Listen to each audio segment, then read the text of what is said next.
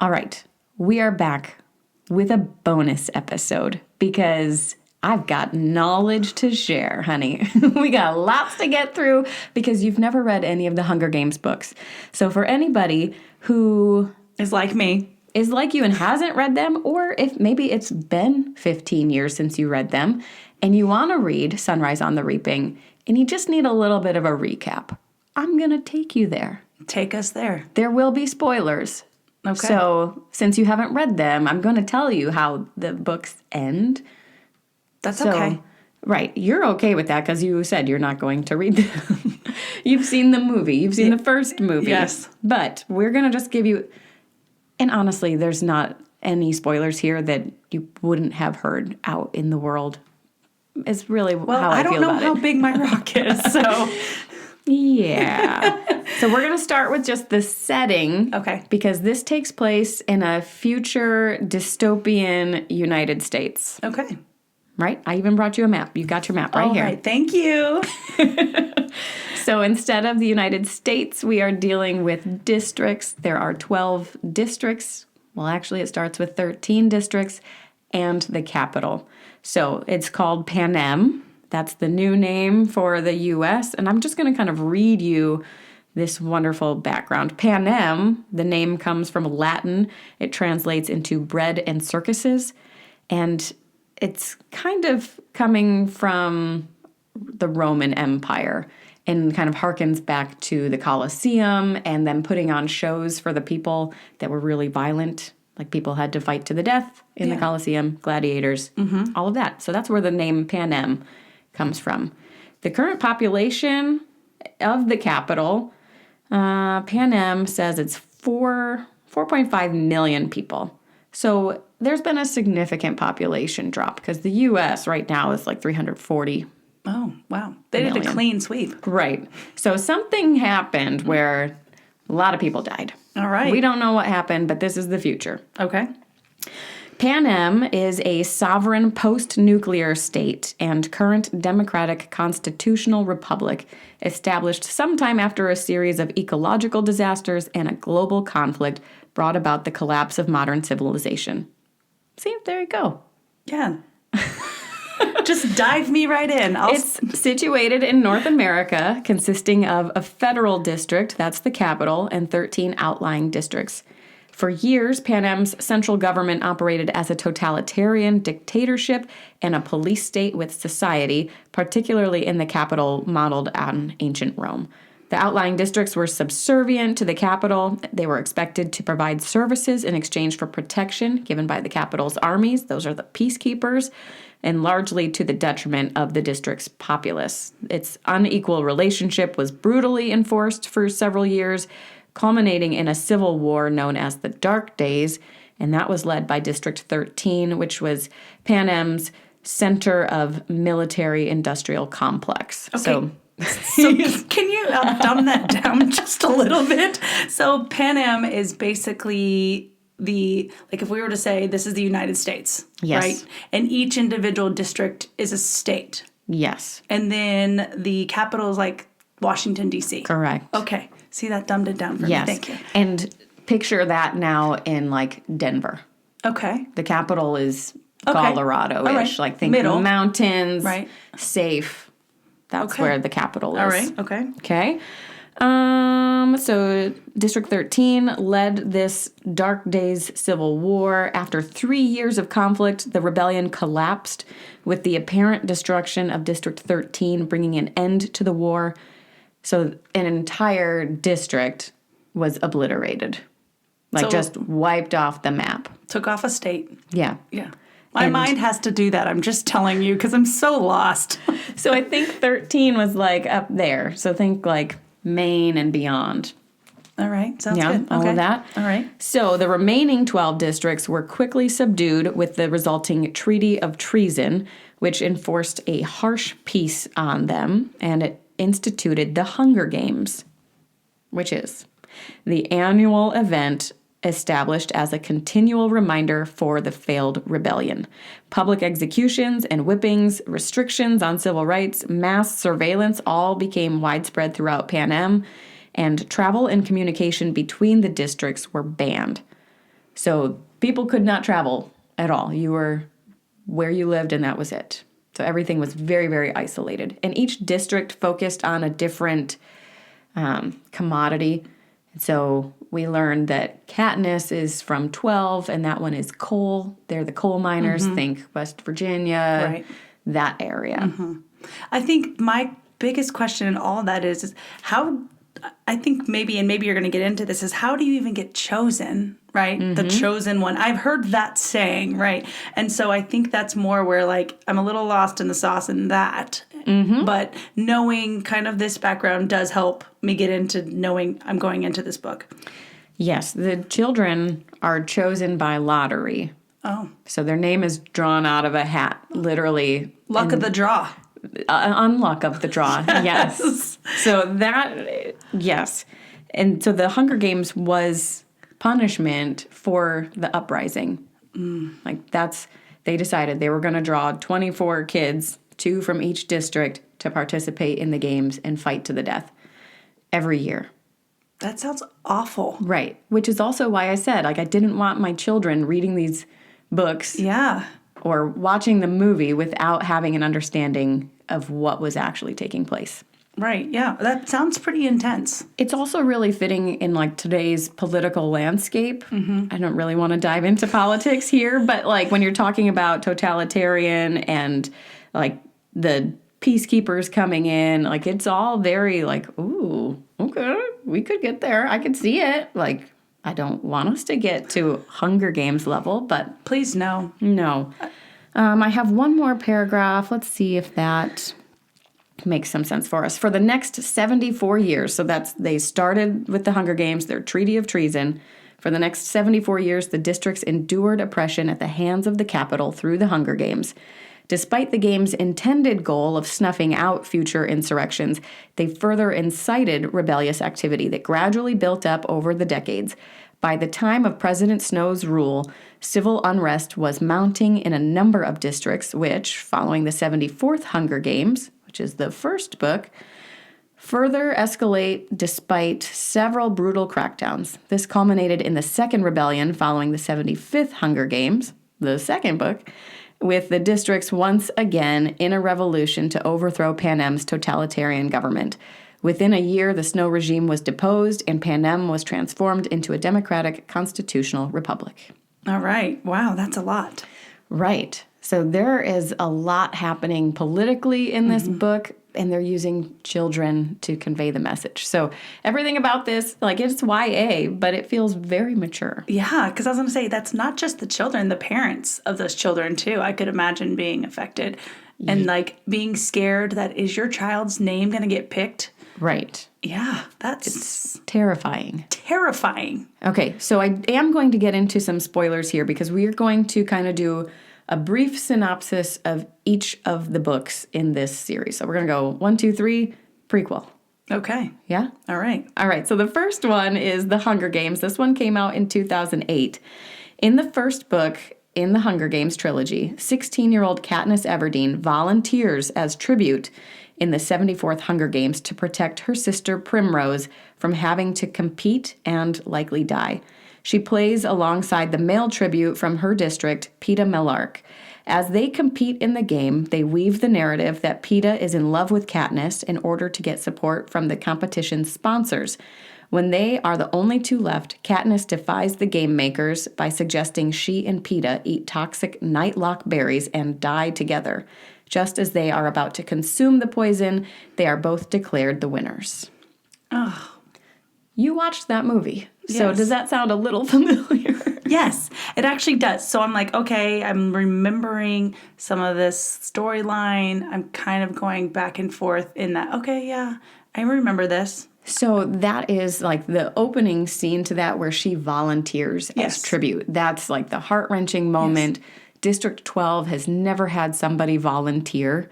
Like, that's a huge moment for them because they're the poorest district. They have no resources. You do find out in the books that the tributes from districts 1, 2, and 4, which are like the wealthier ones, they actually like breed their kids for this. Like they train, they're muscular, they like are good with weapons, and they volunteer because they think they can win, and then they get the glory for the rest of their lives. Do you think, just in you saying that, do you think if we think along the lines of District 1 being the wealthiest and the strongest, and then District 12, 13, because I mean, obviously, if they died off, they were also in that category, being the lower class, really struggling with a lot of things? Yes, that is basically how it goes. The careers are the tributes from those higher class districts. Okay. And then they go up against all of these other poor children who are just left to fend for themselves. And the age is 13 to 18. Oh, wow.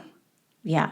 12, maybe it's 11. I think it's 11. 11 to 18-year-olds are all in the lottery to be drawn. So you could have a little 11-year-old girl, which is the case for Primrose. It's this cute little innocent girl who would be thrown into this arena with these like 18-year-old men who've trained their lives to like kill people. I mean, you have no chance. Right. No chance at all. And so that's why Katniss volunteers as tribute and gives us book 1. All right. So I know that. So Katniss, she Yes. seems familiar. Okay. Do you want to take a shot at reading my thing for book 2? You don't have to. I can read it. That's fine. Remember when I told you that I'm going to be reading this, and I actually I sometimes like to read and listen to the audiobook. I have to with this one because I feel like some of these names I might be like, what was that? What was that name? How do you say that name? It's still not as bad as fantasy. Well, yes, but really, like I said, this is your birthday present. This is your excitement, and I'm just here to enjoy it, and I'm excited to read it. It sounds really interesting. It's going to be a present for you as well. All right, so book 2, I know it's called Catching Fire, and I know you, like you said, it was 1 year later. Tell me about the book. All right. Peeta and Katniss both survived the Hunger Games, but the Capitol is not happy. And with the Quarter Quell coming up, the Capitol is able to make their own rules in order to get revenge on the 2 who beat the games. In the 75th Hunger Games, the 3rd Quarter Quell, so basically every 25 years, they do like a fancier version of the games. What makes it fancy? Well, I'm going to tell you. I'm just about to tell you. The tributes will be reaped from the victors of previous games. So it's not from the big hat with all of the children's names. It's only the people who've ever won. So it's even smaller. Teeny. Yes. There's only been 4 victors from District 12. One of them's dead, and one of them is Haymitch. Wow, okay. Which is where we're going to get to his story eventually. All right, so they're going to reap from the victors of previous games. As the only surviving female tribute from District 12, Katniss is immediately thrown back into the game, and Peeta chooses to return to the game in place of Haymitch. So he volunteers so he can protect Katniss. Before the end of the game, however, Katniss is pulled out of the competition by the rebellion.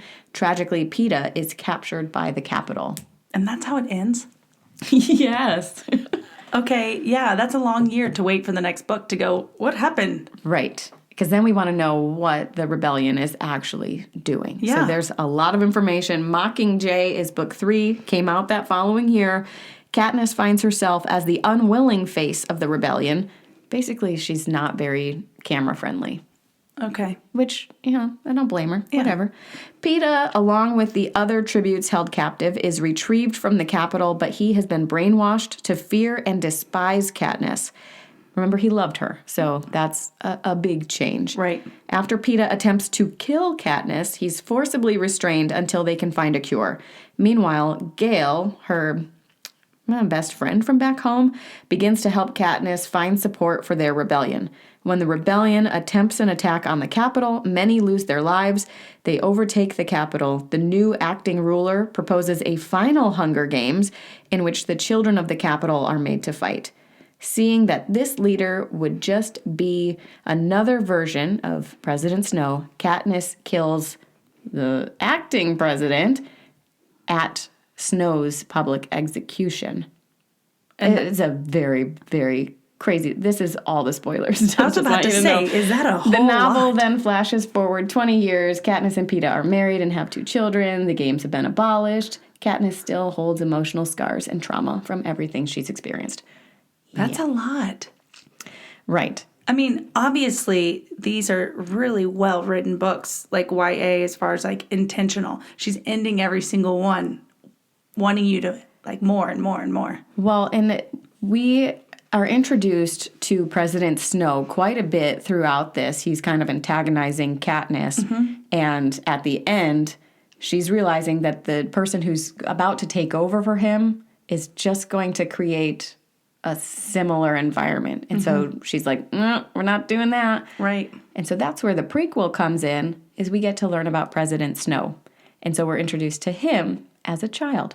Oh, wow. Right? Yeah. It's I mean, all it weaving does together. it does say, see, someone that does psychological thrillers, their childhood has a lot to do with how they act. So that's kind of entertaining to me. Okay, we're getting there. Yeah. All right, so there's one more. There's one more. All right. It's The Ballad of Songbirds and Snakes, and that one just came out a couple years ago.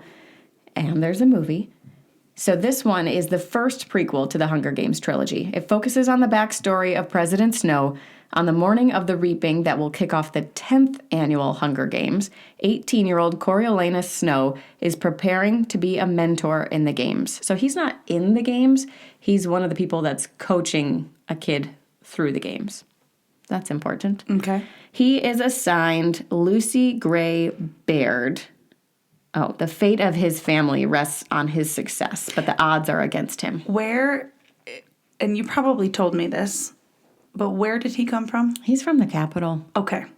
So it's like one of their school assignments is to become one of these mentors. Okay.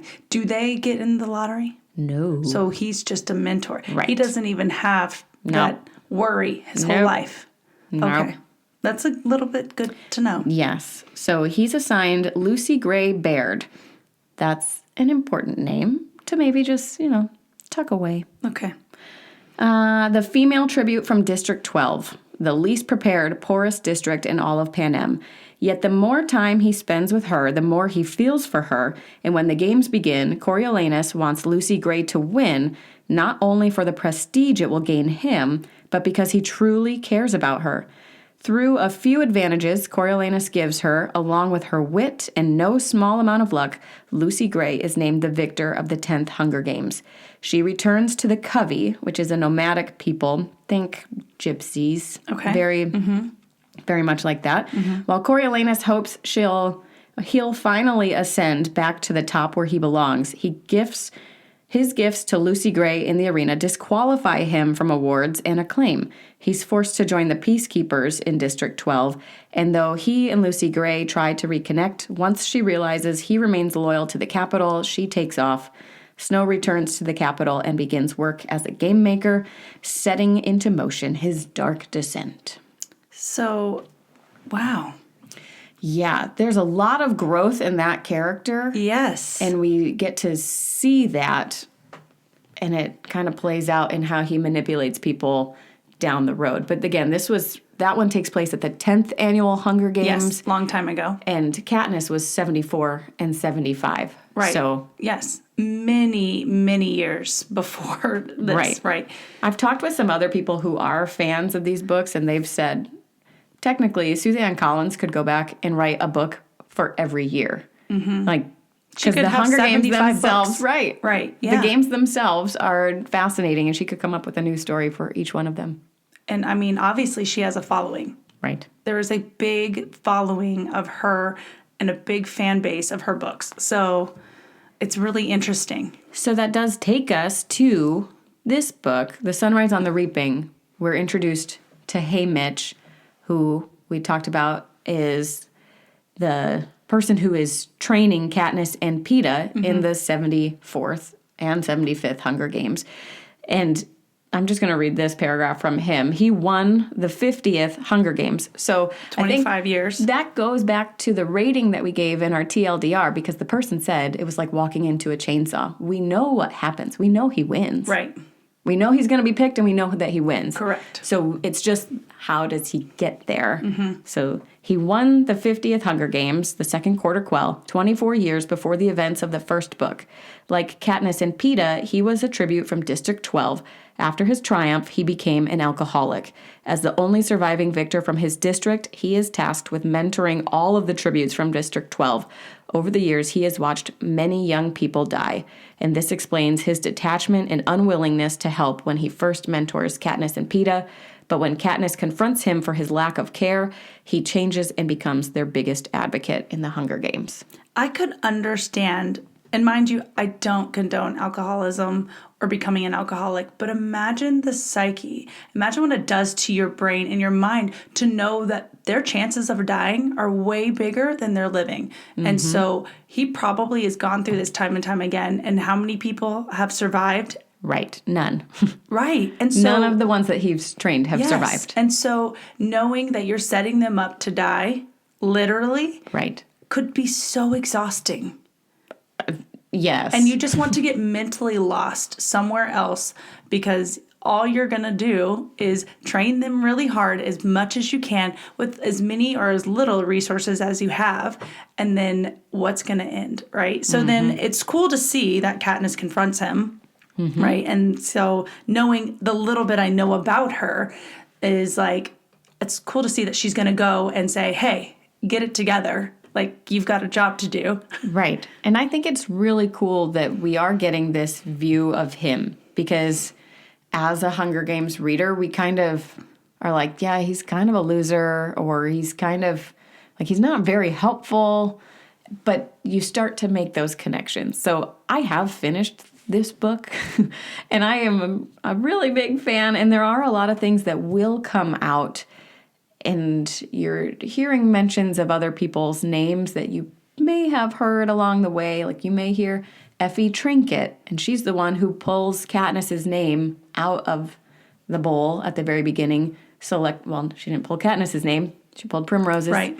But you're hearing some of these names, and President Snow will be in this one. A couple of the other people that we meet in Catching Fire will be in this one. So if you've read the books, there will be things. I don't think it will hurt you to not know some of those names, but I think when we come back to discuss it, and I'm like, hey, did you know this? Did you know this? Did you know this? What did you think about that person? Did you know this? I think it'll pull it all together, and you'll see that it's a really rich web that she's woven. Right, and I don't want to overwhelm our listeners. If you're like me, do not feel like you have to go back and read all those books. No. And so understand, join me in the thinking of, hey, this is the background I'm going to get. This is all we know. So read it with us. Come join us, and I would love to hear their perspective, too, being in the same one. Yeah, so. I'm curious to see if the people who are listening to us have any background in Hunger Games or if they're just humoring me as well by picking up this book. But I think, do you feel prepared based off of all of that?